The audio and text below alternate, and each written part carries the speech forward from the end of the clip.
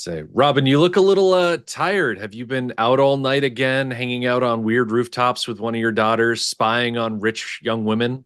Well, that is a pastime of mine, but I hope not to be interrupted by any guards that think they're like lead investigator on a case and are Listen, Bo wildly means incompetent, well. Bo has so many good intentions. He's just so over his head. including sword length. But he is indeed probably my favorite character in this movie so far. So Bo, I sometimes confused with the main character because at one point he's sitting, eating and talking with Lee, and yeah, I'm like, wait, he's back. Wait, that's not him. Sorry, am I racist? Damn. no, it's same hair, and pretty much same outfit, right? So I think our main character wears like a lighter color. This guy Bo wears black all the time. Mm. At least it's either black or it's a very dark blue. He dresses like a cop. Yeah, he looks like a cop. I think he believes he's a cop. I'm not even sure what he is. Is he a guard? Is he just kind of like hanging about? I'm pretty sure he's just a cop. Is he a cop? Because they gave him a hoe. They gave him a hoe to use. They call him Sir Tease Man, and he's out there patrolling the streets, roughing up homeless people. I think he's just a cop. Okay. According to Jade Fox, Inspector Tsai also got a hoe to use. His daughter. Anyway, let's get into it. I can't say hoe. I meant garden tool. Here we are.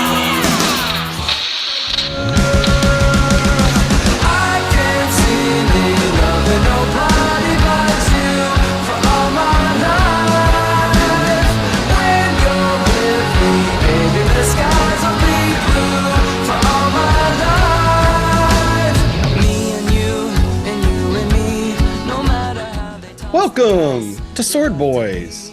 I'm a sword boy. My name's Jonathan. I'm also a sword boy. I am Rick. And I am a sword boy, Robin. Sometimes sword man, sometimes sword elderly. That's right. Swordly. This episode, we are talking about cut 2 of Crouching Tiger, Hidden Dragon. It begins at 21 minutes, 10 seconds, goes until 40 minutes, 12 seconds. A nice, roughly 20-minute cut here that starts with Sir T giving Governor Yu the benefit of the doubt and ends with Shu Lien and Li Mubai cooking up a plan to find Jade Fox. Oh, yeah. Yep. Hey, speaking of swordly,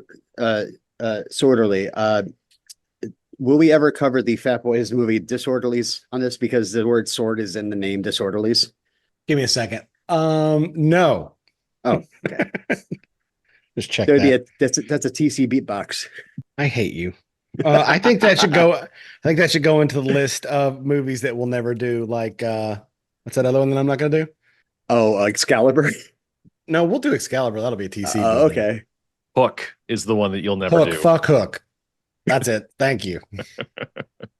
We'll have to get we're gonna have to get a replacement Jonathan for that episode if that ever happens. Good luck. You'll never replace me. Good luck. You can't replace this energy.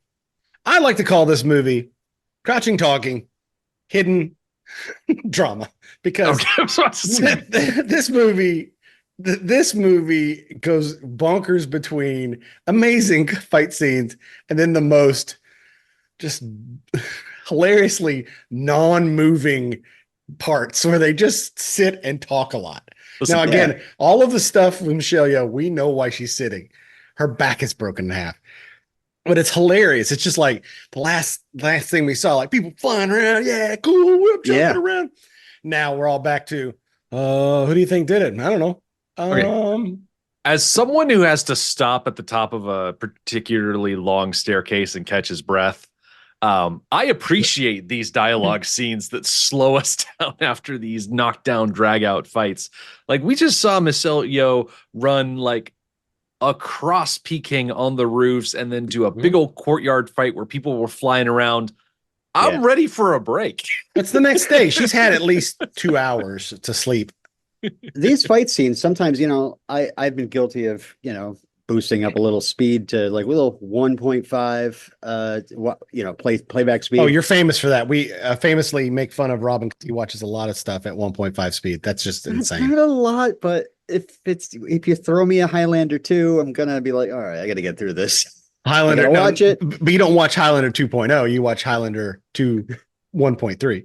It's 3.5. Oh, that's too fast. Wait, is that why there's an asterisk on your Letterboxd account so that people know that you don't actually watch the movies as they're intended? Again, the movies is wrong. A couple, movie here and there where I'm like, all right, and TV shows. I know you watch TV shows at 1.5. Yeah, some of those too. Yes, because you're using my time. I'm not going to have my time abused. So we did speed things up. The only thing, because we all listen to podcasts. Duh, this is one. But there is. It'd be weird if we didn't listen to any podcast. We just made them. It was like, I'm not listening to any.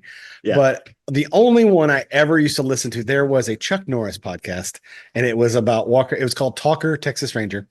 And it was, they were going through you gotta listen to it. It's the funniest fucking thing you've ever heard. But okay, at 1.0, I thought they all sounded high, but if you make it 1.5, they sound normal. And it was pretty, right. It was pretty funny and animated. Only show I've ever listened to at 1.5.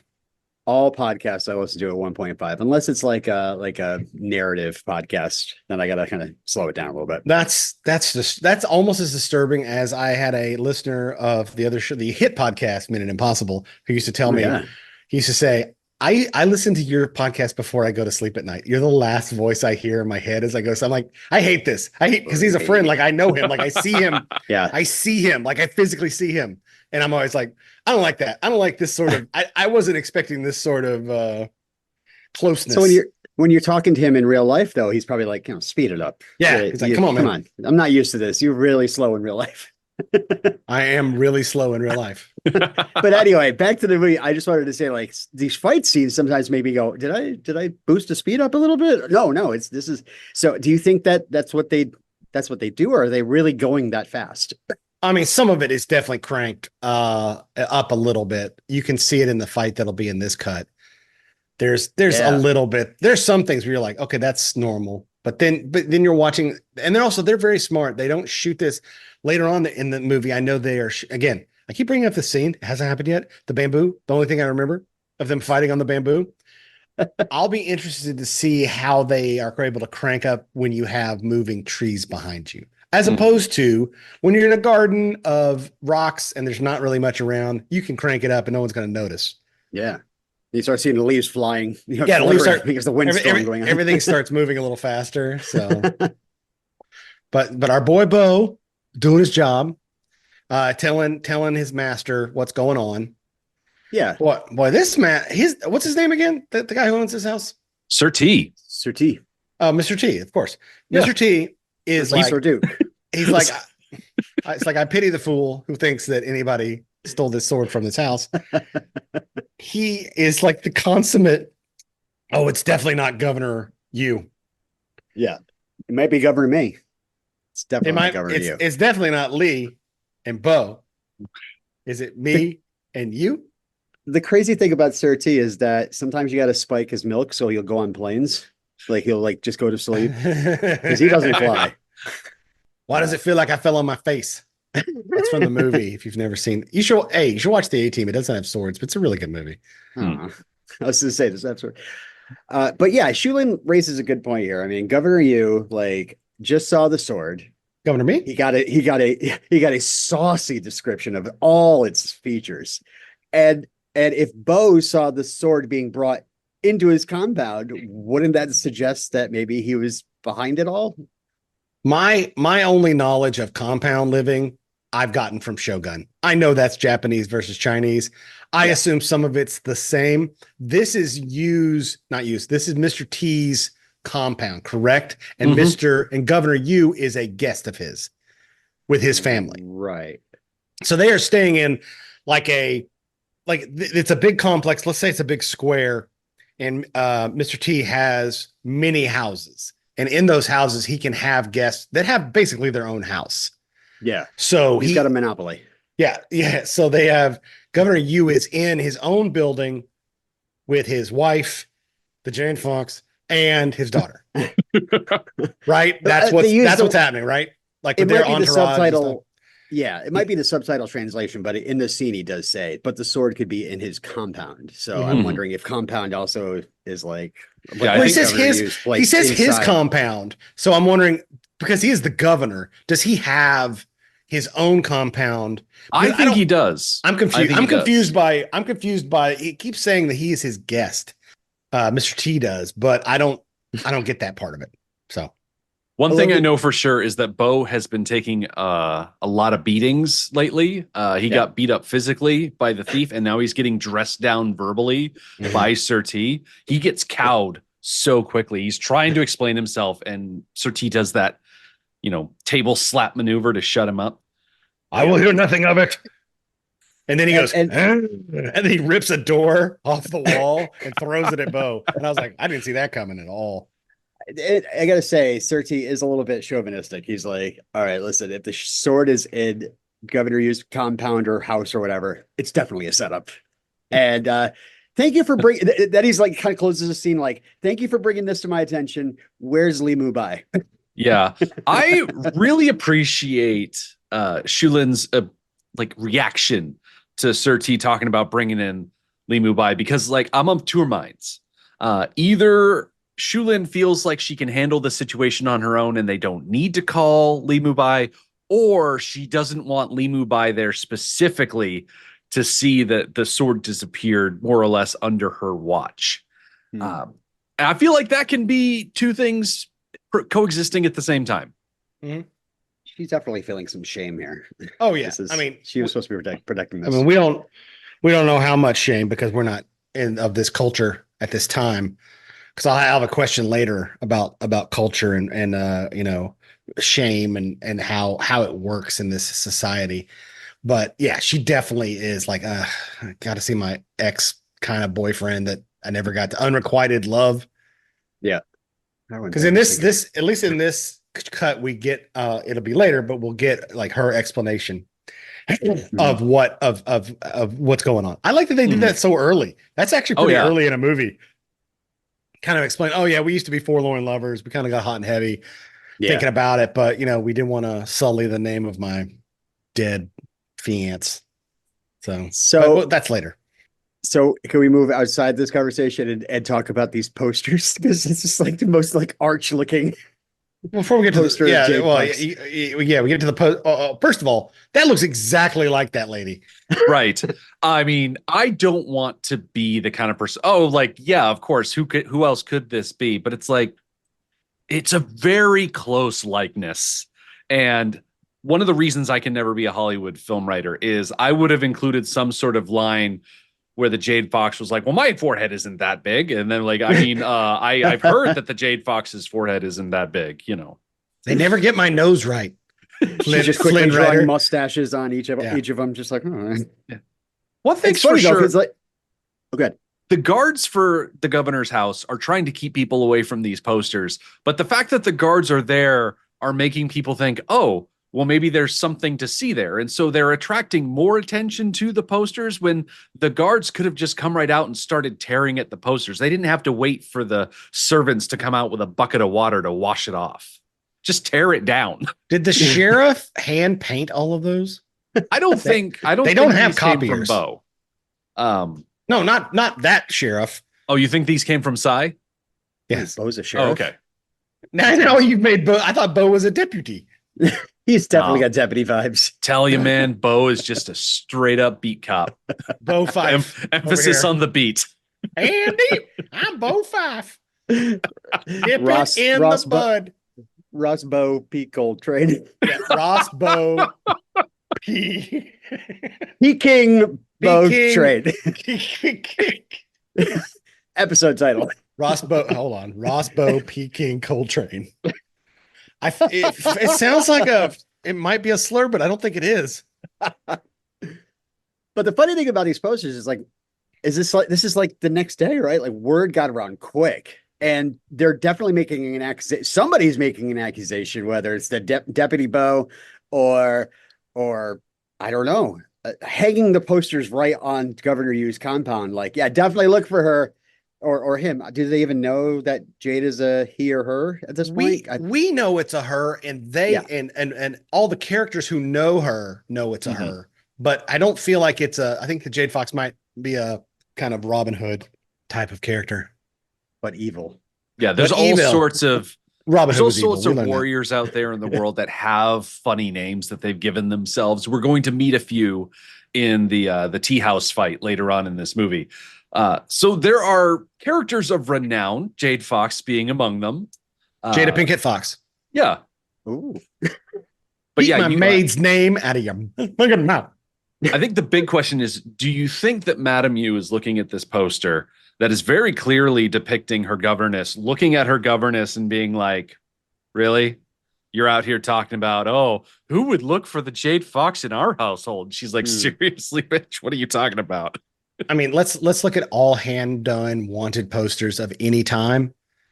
I don't think unless you had a handlebar mustache and a plumed hat, you're gonna be able to be found ever. My God. Like all of these are like these all look like if you go, it's like when they draw those photos on the news now and you see them and you're like, oh fucking come on. It's like you look at it and you're like, that's every person. Like we're looking for someone. He's a male, 5'2", 120 pounds, might be of Mexican American descent. And you go, okay, any distinguishing marks? No, just smooth guy face. Cool. That's so. Sometimes they look really everywhere. scary. During Well, now the 80s, I- watching Unsolved Mysteries, I'd see those posters up on. They're like, "Have you seen this man?" And it's like the most scariest looking face, you know. Well, now I want Jade Fox to have as part of her disguise a giant handlebar mustache and maybe a jaunty cap that Yeah. she just puts on as her disguise. Yeah. Yeah. Or it'd be even better if they did like when they used to put up Zorro posters. It's just the eyes. Yeah. And in the and when we get to it someday, we'll do Zorro the Gay Blade. I believe he holds a poster of Zorro up to the character who is playing Zorro in that movie and like looks at his eyes and covers his face to see them. You can't Jeez. convict somebody on eyes. If the eyes don't fit. You must acquit. Yeah.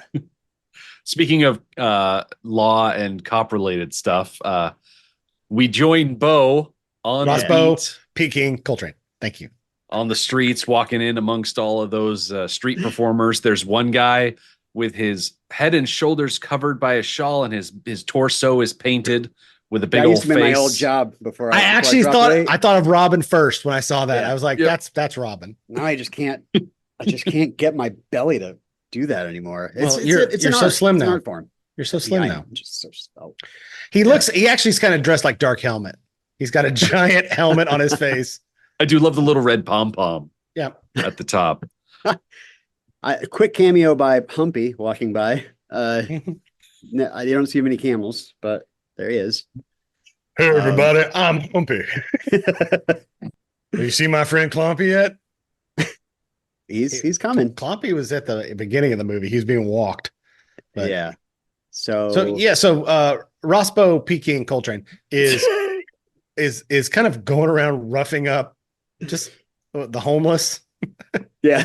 I mean, because I feel like we went from a part of town where it's like the Casbah part, where it's like, it's a trading post. It's the area where all the people doing the swords and the best archery and all these different things are coming up. And then Bo follows the girl. He sees the girl and he follows her from the night before. He follows her into this like burnt out slum. Yeah. I'm gonna go with slum. Yeah. They're Just a squatting. slummy part of Peking with a couple of guys slap fighting in the background. Yep. Yeah. I don't know what that's. I was like, oh, is there a fight? I guess they're just wrestling around. I think what's remarkable about this scene is as soon as he goes into this abandoned compound or whatever it is, it's so green and overgrown, and all of the noise from the marketplace melts away, and it's almost ethereal passing into this place here and just how wild of a transition it is. This is where I come back to what I was saying before about honor. Why don't these homeless poor people all live in this compound? You could all clean it up and make it nice. Is it the honor thing of that's not ours, even though it's derelict? Is there some level of it is shameful for me to, even though I am a homeless dirt farmer, it is shameful for me to be in this derelict house. I suppose squatters' rights don't exist in Qing Dynasty China. I guess not. I don't know. That was like, I feel like this is a cultural thing. More than a story thing of just like, we just need a place where these guys can hide. I was like, oh, I kind of expected it would be, in my mind, I would have believed it more if there were lots of different people randomly in this little thicket. Lots of different people in this thicket, and they're just one group in the back, kind of hiding off by themselves. Anyway, go to the overhead shot of Peking, like earlier, I think. I don't understand where this section of Peking is. Maybe it's just like the outskirts or whatever. This is the Upper East Side. This is the poor section. It's where the poors are. Which in the 1800s is 99% of everyone. Right. I mean, is subsistent still living. Is, but we don't need to get into that.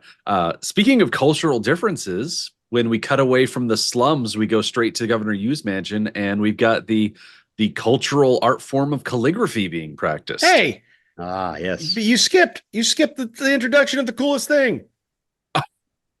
What's wrong with you? Wait, you want to talk about Tsai and his weapons now instead of later during the fight? Well, they're introduced. He's got his face up against these, cleaning it off. They're called glaives. We got to talk about his glaives. Okay. He did have to go through an epic quest involving a giant spider and a cyclops and all this other stuff. Whoa. So he did not go through an epic quest to get the glaive. He stuck his hand in some lava at the top of a mountain. There was nothing involved. He took a brisk walk up a mountain with an old man and stuck his hand in. All the stuff that happens after that, that's when he's going to find his girlfriend. That has nothing to do with the glaive. Yeah, that's true. I like what he's like holding it up to his eye, like Luke Skywalker with the lightsaber. Well, when we first see him, he's holding it up to his eye. And then later in the scene, when we last see him, he's holding it up to his eye. It's like he really wants that thing near his head, or maybe in it. I don't know. Does it have a name, Rick? That's what I was hoping. These are referred to as deer horn knives. Okay. Because they look like deer horns. And basically, it's exactly what it looks like. It's two crescent-shaped pieces of metal. And the idea is that they are, basically like punching daggers. Like you grip them in your fists, and you use them as an extension of your regular martial arts fighting as a way to trap and deflect enemy weapons. It's very Klingon. It is very Klingon. Yeah. Absolutely. Not Batleth, more Mechleth, I think. I believe it's more called Mechleth, the handheld version, one hand version. But yeah, it's well, I love that he's got that fucking thing, and his daughter has the tiniest knife I've ever seen. Yeah. His daughter, May, she comes to the table with a knife on the end of a string and a blowgun. It's not the same level of intimidation that other characters show up with. Not to mention, since in this world, everyone can catch a fucking blow dart in their fingers. Everybody. So yeah, I just wanted to talk about it now. When we get in the fight, we can talk about it more. But also look to his right. He's got a giant Saracen size sword. There's some good swords in this. Oh, is that the one that Bo uses later? Yeah, that's a fight. That's a stick. That's the pole one. Yeah. We're going to see that later. It's a 9-ring broadsword that's been adapted into a pole arm, but that's cool as shit. Yeah, it's pretty cool. There's also another piece of kit that we'll get a better focus on when they're waiting on Yellow Hill. All right, Rick, if you'd like to talk about writing, we can.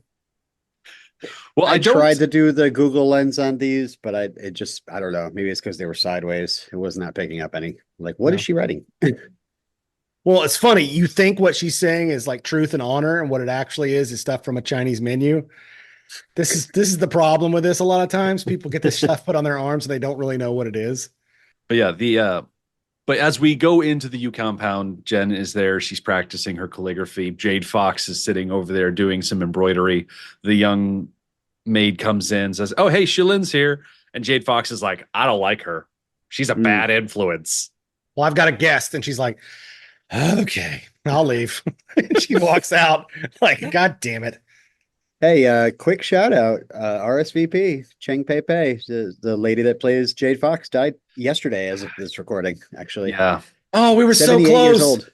Oh, Is it? Are we cursing people by talking about their movies on this podcast? who else died? Who else did we kill? Let's see. There have been other people who died in the How's movies Sean that we're Connery? talking about. Check on him. Is he okay? Please put a protective circle around Clancy Brown. That's all I ask. Oh my God, please. Right. I have not been keeping a death note of who is dying during us talking about them, but it's happened before. So we'll have when Connor McLeod is alive and who's dead from the cast. And she shows off her not May. That's not May. She shows off her calligraphizing. Mm-hmm. And we get a close up on Jen's wrist because Shu Lien is watching, and I think we're supposed to see that Jen has a scar across her wrist from, as we're going to find out in later cuts, there was some time where she was tied up in the desert. It's a whole thing. Oh, yeah. But it's supposed to be a reveal that there's more to Jen than meets the eye. She's not just some posh governor's daughter. Mm-hmm.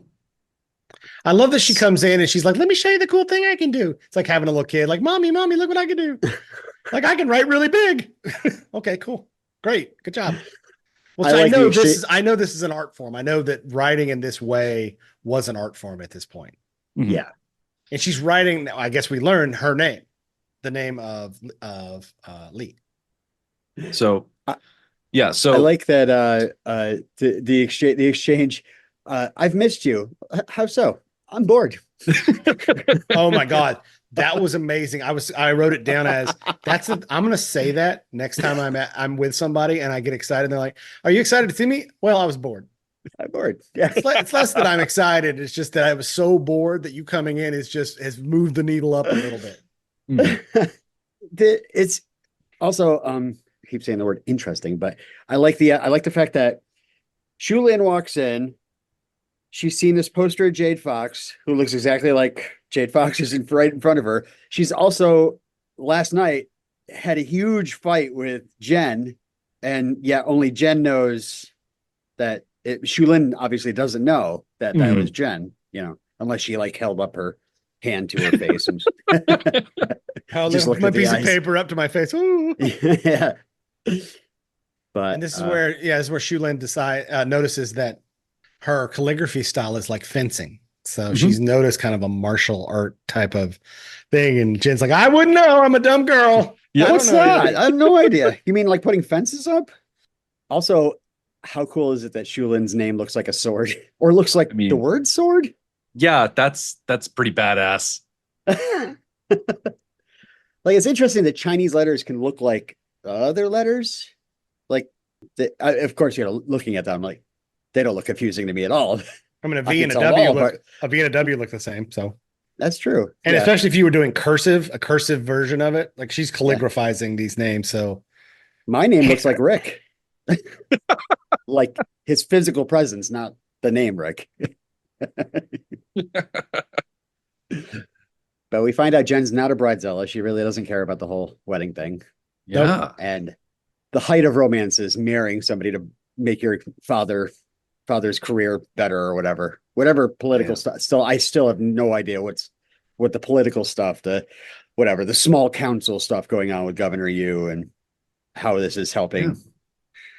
Well, damn, if I knew it was so easy to get ahead in your occupation by just marrying your children off to the right people, I mean, I might have actually bothered to do that. Yeah. I have 3 daughters, if this is going to help me. Robin, think of the heights that you could ascend to by marrying off your progeny to the right people. Robin is the Jade Fox in this situation. I like that as Jen kind of explains like what her ideal life would be. Shu Lien's like, let me tell you a story. She's like, about you and Li Mubai? Yes. It's almost like, Jesus Christ. You're almost too eager. Now, if you don't mind, I'm going to tell the story. Shut up, Jen, and let me talk. I'm going to tell a story. It's about Li Mubai and how much you love him. All right. Here we go. Jen is such a kid. She's such a teenager. She's like, oh, I'm gonna blog about you two. I'm gonna ship you on my Tumblr. You guys are so cute. Can we come up with a name for you? We tried to last time. We couldn't come up with one. That's now that's now Jen's voice. Jen talks like this now. Oh my god. Oh my god. Yeah, so Shu Lien shares her tragic backstory that she was engaged to this guy, Meng Zhao, who is like Li Mubai's like not literal Brother in but kinda arms, like yeah. professional brother. I don't know. Professional brother. Like No, we are. They were the three same of us are dojo. professional brothers. We're three I looked professional up brothers. Exactly. I looked up the phrase brother by oath, and it essentially means blood brothers, like not related by birth, but like they're sworn loyal to each other. Sometimes a family will arrange even giving somebody a blood brother to Okay. I don't know. So Yeah. Meng Zhao and Brother Li by oath. Mubai, they were bros for life. They saw each other across the bar, and like Li Mubai was like, Meng Zhao, you son of a bitch. And then they did the epic like hand clasp high five thing. Anyway, he's dead. I'm confused, guys. I just want to say, like, she says one day while in battle, he was killed by the sword of Li Mubai's enemy. So are Meng Zhao and Li Mubai's master the same person? Were they both killed by Jade Fox, or is this just another enemy we're talking about? Because All right. So I think the way it confused. worked is that Meng Zhao and Li Mubai, they were in battle alongside of each other. They were fighting a common enemy. I don't think And the that master enemy was there. cut down Meng. Yeah. I don't think the master was there at all. I think they were off on a quest or do Yeah, They're whatever, not whatever the that, same person. whatever their order does. Yeah, the Li important Mubai detail has of that multiple enemies. the important detail is that at the time, Shu Lien and Meng were engaged. They were proper engaged. They were going to be married. And so when he died, that left Shu Lien in the lurch. I did a little bit of reading online about marriage stuff in that time period of China. Marriage. And apparently, Go watch if our you- Yellowbeard coverage to hear that guy. if you are engaged to someone and they die, you become a widow. Okay. And in the eyes of the Who's even married court, yet? yeah, in the eyes of the court, one of the highest callings that women can fulfill is this idea of, widow chastity. The idea that it's the ultimate expression of filial piety for them to remain untouched by other men in honor of the husband that they lost and all this other stuff. Now, granted, there was a loophole. If Meng had surviving family, they could have, I guess, accepted not so much a dowry because that comes from the bride, but Meng's family could have, I guess, sold off Shu Lien to another suitor. But I'm guessing that because he was a Wudan fighter, that he didn't have a lot of family around to take care of that. So He had a brother in arms. he did have a blood brother. I got a question for you. When she told this story, did you yell death to Ming like I did? I yelled it out right when she said, she goes, and my husband, when he died, I went death to Ming. It's another backdoor reason for us to watch Flash Gordon. I don't think it has a sword. I know that, but I don't think a sword touches another sword. I really don't. But We'll yeah, have to watch it to sucks inform because everybody. Shu Lien has existed for all of this time in this weird little limbo thing where like the court and all the bureaucrats and everybody around her is like, oh, you're a chaste widow. That's so good for you. It's such a expression of, belief and dedication and stuff like that. That's why she's like, probably able to rise as high as she did in her father's company because there was no male to take over. They're like, oh no, the honorable widow will take care of this job, this security company. What was it? Sun International or something? Sun Security. Okay. Yeah. Sun Microsystems. What was Sun it? Security LLC. But yeah, at the end of the day, it's Shu Lien being like, hey, listen, the life of a fighter is not all it's cracked up to be because you could get stuck in a real sucky situation. Yep. So basically she and Li Mubai had feelings for each other, but they could never act on it. So they are still chaste in that they've never crouching tumbled together. Just saying, would the dishonor be only if she hooked up with Li Mubai or if she just hooked up at all, asking for a friend? I think it's the second one. Yeah, I think it's Li Mubai. I don't think it matters if she boned down on anybody else. All right. Good. Is that check off whatever weird thing you had on your list? Just asking. And now we go to Jen slowly combing her hair. The next scene. Having a little flashback. Well, that's before they become that's after they become best friends. Oh yeah, Like we're totally gonna be best friends. Be sisters. Shu Lien, we're totally best friends now. what is Jen's deal here? Like, is it a keep your enemies closer kind of situation, or I think she's she just like, really likes her. I think she truly likes her in that fight. She didn't think she was going to have to fight Shu Lien, I think, when she stole that sword. okay? She's trying to create for herself, along with the Jade Fox's dumb, I'm sure the Jade Fox is telling her to do shit. Mhm. So she's kind of conflicted. She wants to be Shu Lien, I think. Oh yeah. And I think fighting her was just part of like, Jesus Christ, I have to fight her. And then when she leaves, she's like, all right, now I just want to be friends. She's so fucking cool. Like, she's so cool. She's even cooler than I thought she was going to be. Yeah. So we get a little teaser of stuff that's coming up later in the movie when Jen is there combing her hair. Flash forward, and that's all we get. That's going to come in last third of cut 3, first 2/3 cut 4. Yeah. It'll be this whole big thing. Yeah, she's in the desert and something happens. Yep. Meanwhile, outside on the wall, May is totally awake, definitely not asleep, as she's on this stakeout with her dad. This is not looking good for her. May and her pervert dad watching Jen go to sleep. Yep. And we got another guy spying on them. This is technically the second time we've seen Lo lurking in the background. He was up on the wall at the end of the courtyard fight. But he's always up on a wall. Yeah. Okay. He's got to stay up on top of the roofs to stay out of sight with that giant hat of his. That's a good hat. I did do a Google Lens translation on Inspector Tsai's badge or whatever. His special pass. His passport. It actually says, and of course, who knows? It says Northwest Gansu's chief head puncher. Oh, hell yeah. I want that job. Hold on. Write that down. Chief head puncher is a damn good name. And it says he works for the Ministry of Justice and Punishment. So yeah, my Google Lens said that he was the chief arrester of Gensu, sent to Peking with orders to go to various places to make arrests until the Jade Fox is brought to justice. See, that's the weird thing about Google Lens. You can like tilt it just a little bit, and all of a sudden all the words change. Well, with those characters, if you did it sideways, it might be a different. Yeah, chief head puncher is awesome. So and they've got Bo is gone. RossBo, Peking, Coltrane has gone in, and he's now dressed like a ninja, and he's like looking at this thing, and they like come in to kill him. He's like, no, I'm your friend. I'm also a cop. And then they have dinner together.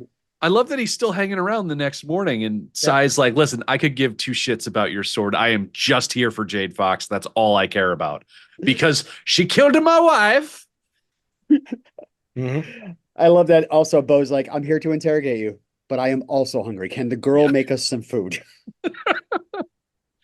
Gosh, we don't get a lot of opportunity to see how much of a badass Tsai is before the Yellow Hill fight, because he's just lurking around so much. But I love that he's able to catch the dart with the chopsticks to just highlight how quick and superhuman he is, like everybody else in this movie. That's an F you to Mr. Miyagi right there. Is this how they pass? Yeah.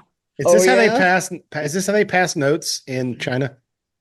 Just they dart them at each other. Yeah. It's like, do you hear that? Bring that back. Yeah, it's like sending ravens and just throwing darts at each other. Lawn darts.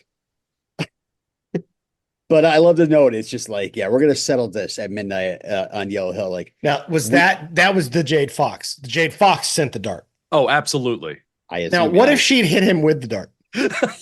Then, that would have been one less person to worry about. That's like putting a note on a bullet. And the note's like, if you catch this, meet me at the. Oh shit! I shot him. Well, I thought the note said, "Weehawken, dawn, guns drawn."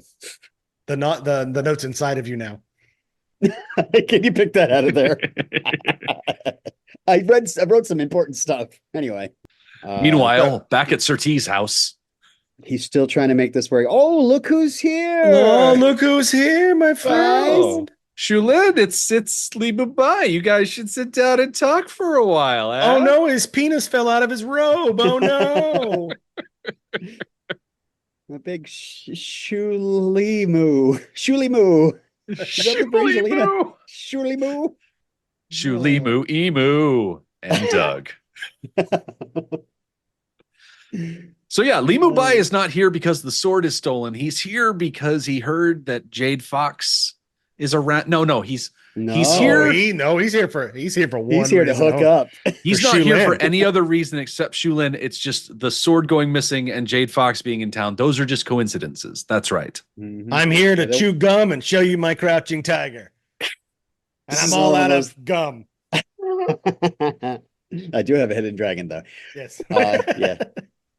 Yeah, I was It like, is- wow, that was quick. How did they get a hold of him? But yeah, he was already on his way, I guess. It's very narratively convenient for Limu Bai that he just got back from apologizing to the memory of his master for not avenging Mhm. his death. And then he's like, oh, I just so happened to be in the exact spot where I could kill the person who killed my master. You know Very what that nice. means? If he Limu Bai's there, then you know I'm around here somewhere. I didn't know anything about it until somebody hit me with a dart, and then I learned all this information. Mhm. People keep sending notes by darts. I've not caught 3 of them. It hurts like a bitch. My arm is killing me. I tell you what, there's one particular message that I wish got conveyed in this scene, and it's interrupted by the head servant who walks in at literally Oh, God. the worst possible time. Read Fuck. the room. Yeah, Limu Bai's like, fuck off. He's mid-sentence. Like, why does Limu Bai get up and leave with the servant? Why can't he just say, like, dude, give us like 5 seconds. I'm Yeah, the about servant to comes bare in my there. soul here. He just comes in and just stand. I was like, we're ready for you. Well, can you leave now? Exit right now? Oh, Like, does Limu Bai have to take a shit in his prepared room is the only place he can do that? Probably. Like, what is the explanation? We were about to get our silks all intertwined. It was going to make a cool, weird friction noise. kind of a frick, frick, frick, frick, frick, frick. So yeah, he leaves. He got cock blocked. He got hidden dragon blocked.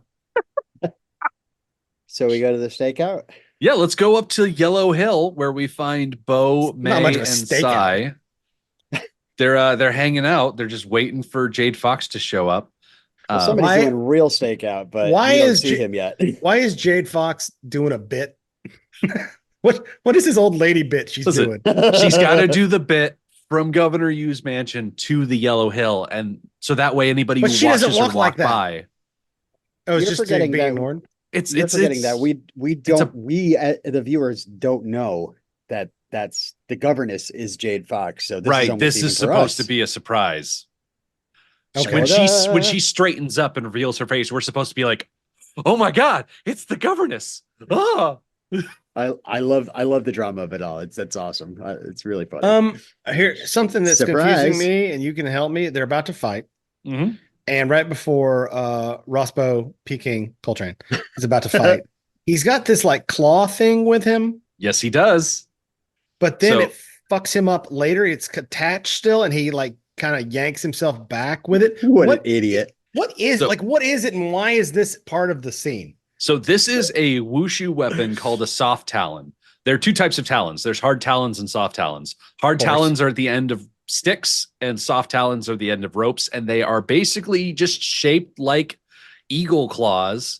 And the idea of a soft talon is that you throw it at a person or a horse, and the pointy bits stick in them and tangle them up.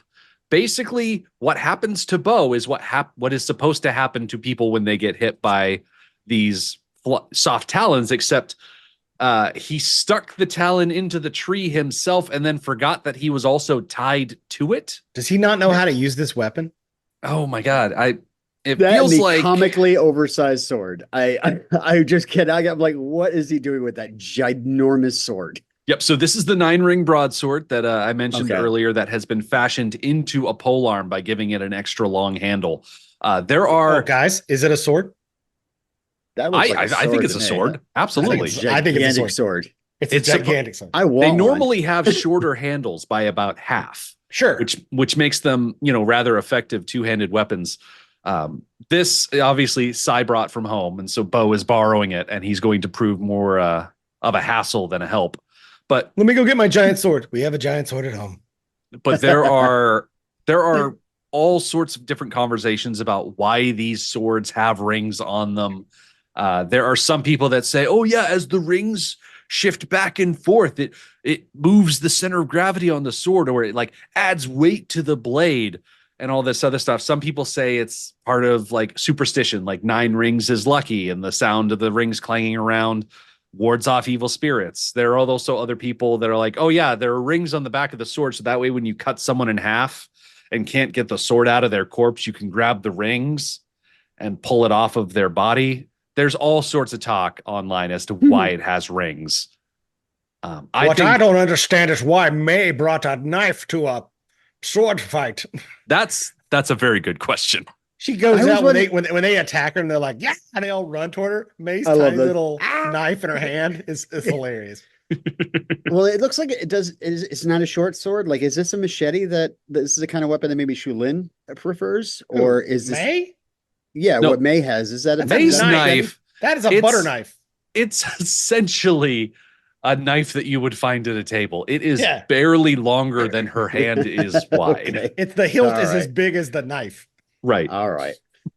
And of course, Jade Fox shows up and she's got this walking stick thing. Mm-hmm.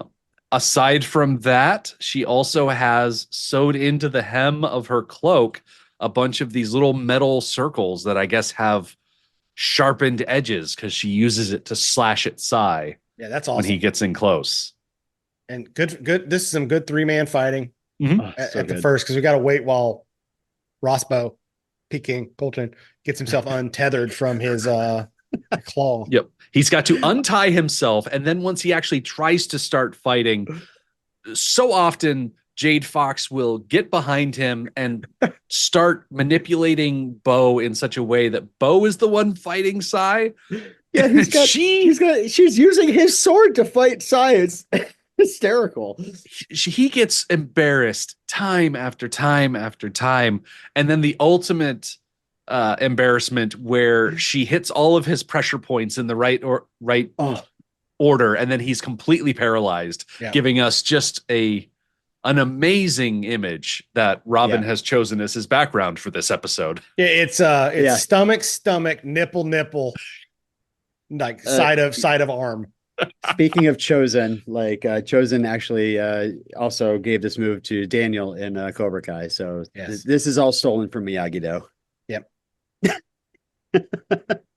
Yep. All right. But so as they fight, it's you guys got to watch it. And we're talking about choreography. So funny. It doesn't feel sped up, but it is comedic. Like RossBo, Peking, Coltrane is there for a comedy. Which is in weird. The middle of them, holding still as they're fighting next to his head. That's another one that's just I'm laughing my ass off. And they're fighting him, and they're fighting the sheriff and his daughter, and the daughter is like, "I'm gonna avenge my mom." It's like, "You're gonna join her, whore." And I'm like, "Whoa, this is not like a light fight."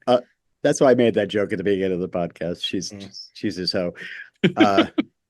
And also my other very hilarious thing involving Bo is that he's such an idiot and constantly gets in the way that Tsai literally just tries to roundhouse him out of the way at one point. Just get out of here. I'm trying to avenge my wife. But our hero, Lee, who is now pent up with sexual frustration, flies in to save the day. I love that Jade Fox has Tsai dead to rights. She is going to mash her hand into the back of that walking stick, and it's going to shatter his skull. And Lee Mubai does the awesome move of jumping from a tree, thrusting with his blade so the sheath flies off and knocks the walking stick away from Tsai's face. It's a projectile move we don't often see in sword fightings. It's pretty cool. That Lee also knows the reverse paralyzer. Yeah, he knows that, which is neck, nipple, stomach. You just go back the other way. Yeah, only guys with painted stomachs know that whole move. That was Lee Mubai, by the way, earlier in the movie. So, Jade Fox reveals a pretty big bombshell as far as the masters of Wudan are concerned. She shows up to Wudan. She wants to learn the ancient techniques. They're like, "Nah, you're a lady. We don't want you here." And so she's like, "Are you sure? Boobs?" And Master's like, "Oh yeah, I love boobs. Come on." And so he sleeps with her. Yeah, his master's kind of a dick. he sleeps with her, and then Yeah. as retribution for being rejected from the training, she poisons him, steals the manuscript, and then escapes. And so that's why later on we're going to hear, I think it's cut 3, where Jen just calls Wudan a whorehouse. Because the horned up old guys at Wudan, like, sure, they'll sleep with ladies, but Yeah. they won't teach them the secret techniques. I will say I lose a little respect for Jade, the fact that she killed this guy with poison. I mean, come on. You're supposed to fight it out. But maybe she didn't, since she needed to study, she didn't know it as well. And at least now in this cut, we also learn Li Mubai's master's name. It's Darth Plagueis the Horny. Yep. And so we know that from now on. Yeah. I do love how Li Mubai, even without the cheat code that is the Green Destiny, is still such an amazing fighter. Oh, and he's so composed and exact while he's fighting. And Jade is just this feral animal. Yeah, I don't care about his Mandarin not being good. He's so good in this. Mm-hmm. I know they wanted Jet Li also, but it's the calmness. Jet Li is incredibly fast when he does his kung fu, and it's very cool. But this kung fu is so chill, and I love it. I love it. The whole movie, he's like this. Yeah. I love the part where Li Mubai pulls out the 2 handguns and he does a sideward jump and he's firing off the guns and the doves are coming up from behind him. So good. That's a different one. Explain it. There's this one part where he knocks Jade onto her stomach. Mm-hmm. She like grabs her breast and looks shocked. And then we cut to Lee and he smiles. And I'm like, what was that about? Did you guys understand what that was? He nicked her with his sword. You know, she's had 10 years with the secret technique manuals and she's still rusty. And that's a bit of foreshadowing for later. 10 years is not long enough to be a master of Wudan. I'm just but if you got the secret techniques right in front of you, you should at least be less rusty than she is. Okay. And then Jade has a secret sword. And I'm like, yes, now it's a sword fight. I love that she has the secret sword in her walking stick, but she also has the 007 shoe knife. Yep. Cheap. I got a cheap ploy. That's just like the poison. Come on. The shoe knife was never what she was going to kill it with. That was just oh, look at the shoe knife. But I love martial arts with fancy footwork. You get close up as he is blocking her knife boot with his own foot while also sword fighting. That's really awesome. And then he's about to finish the attack, and then of course he is thwarted by the sword of Green Destiny. Mm-hmm. It comes in, and Jen is here now to fight him. She's got it, and it's making the wiggling noise because Jen can't quite control it, which is pretty great. It just keeps going. Whoa, whoa, whoa, whoa, whoa, whoa. And I love that Bo gets RossBo Peking Coltrane gets a little bit of a Newt Gunray moment where he's like, another one. Now 2 of them. This is getting out of hand.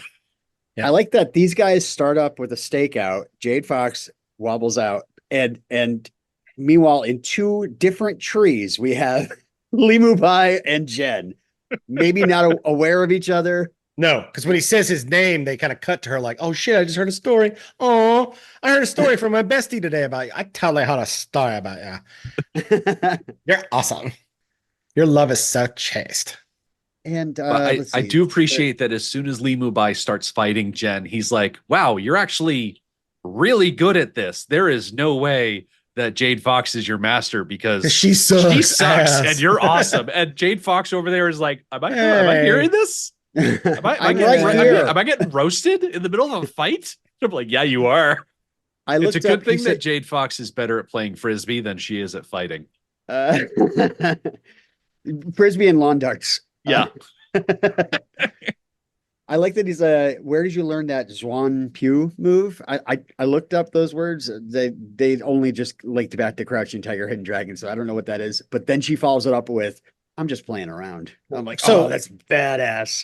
The one move that's near Li Mubai's face, is that the wind hitting his cheek? Oh, yeah. Is that what that is? Like just get a little bit of a cheek ripple because it just that. passed that close. And I think that's when he's like, hey, wait a minute. That's pretty good.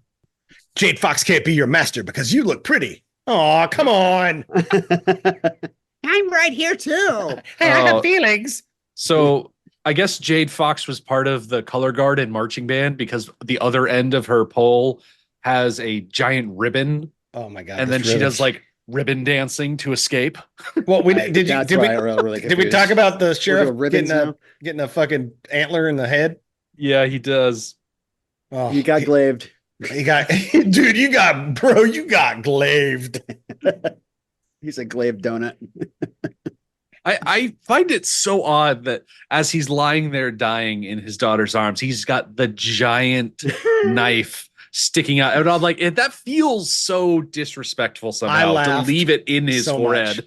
I laughed so much. Well, you said dying. He's fucking dead. He's not dying. He's dead. He was dead the second that went in his head.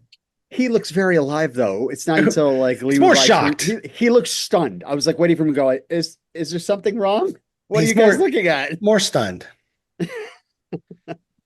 Oh yeah. So RSVP too. Oh, Tsai. Tsai was a good character. I actually kind of miss it. Yeah. Now we're left with Mei and her. Hopefully she'll get. Now I don't remember the rest of this movie. Hopefully Mei upgrades to the new antler swords and gets rid of her tiny butter knife for the rest of this movie. Yeah, we're gonna be treated to a scene between RossBo and Mei in the next cut, and I don't think they come back after that. So, yeah, Bo's the star of this movie. Why are you? Yeah, why are you ruining? Hey guys, by the way, this cut ends with more crouching talking. Yeah, there's not much else goes on here. There's morning. Like, let's just sit here like normal. That was a totally normal night we had last night. That was crazy, right? Li Mubai's like, I'm just gonna kick in the door to the U mansion. I'm just gonna march right in there and drag Jade Fox out by the scruff of her neck. And Shu Lien's like, okay, you guys need to calm down. Mm-hmm. Like me being able to move in a woman's world might actually be very helpful here. So let's calm down. Well, Mr. T is still way too much on Yu's side. The family of Yu's. Like that's because they're bros. They are totally bros in this. But yeah, the best way to trap a fox is through her cubs. I think that's a cool line. Good line. It's a good line to end. Yeah. It's a good line to end a scene and also a cut on. Cut, yeah. So they're going to do some sort of, gosh, I hope there's some sort of like cross-dressing, like they dress Li Mubai up like a woman too. Like, hi, everybody. I'm doing kind of a Mulan thing. I'm going to go into the whole thing.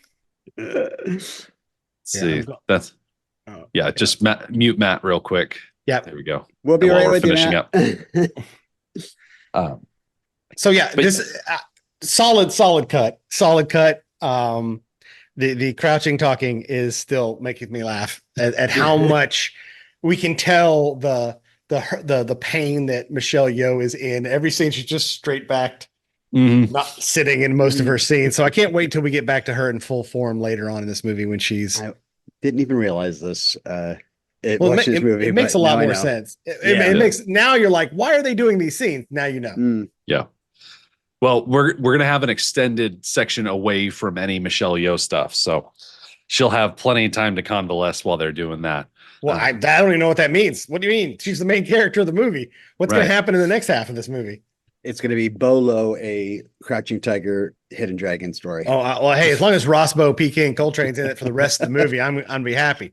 Wait, Rick, what do you mean? Hero, right? She's not going back in it. I'll say all I'm saying is that people should come back because next time, Shu Lien convinces Jen to return the Green Destiny. After a run-in with Li Mubai, Jen returns home and is confronted by Jade Fox, furious that her young pupil has been studying behind her back. Li Mubai admits to Shu Lien that his days as a fighter are not over and he is now determined to see Jen trained on Wudan Mountain.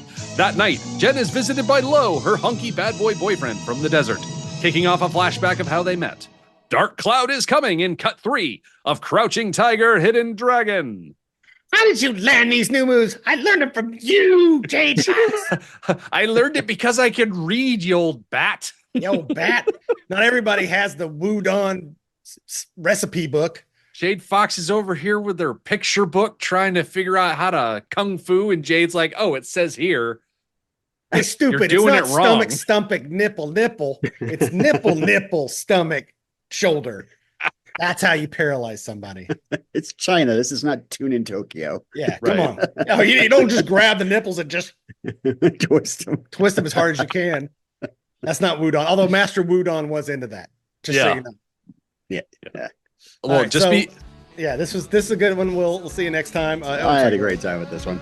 Yeah. Find us at swordboys.biz and patreon.com/swordboys for all of our Patreon content. And until next time, clang clang! Clang, clang! Clang!